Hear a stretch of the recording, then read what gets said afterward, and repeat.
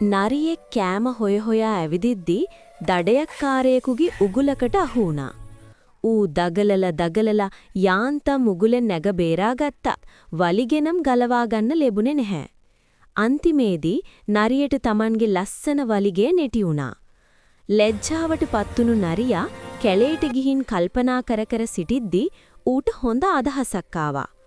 ඉක්මනට නාගෙන පිරිසිදු වුණු නරියා Tamanගේ නෑදෑයින් හොයාගෙන ගියා.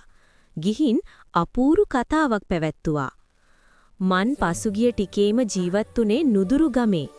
ඒකත් එහි ලොකුම ධනවතාගේ ගෙදර. ඒ ගමේ මිනිස්සු කකුල් දෙකින් ඇවිදගෙන යනවා. අත් දෙකින් කෑම කනවා. අපි අත් දෙකයි කකුල් දෙකයි දෙකම බිම තියලා ඇවිදිනවා. කොයිතරම් ලැජ්ජාද? අපිට වලිගයක් මොකටද? මිනිස්සුන්ට වලිග තියෙනවද?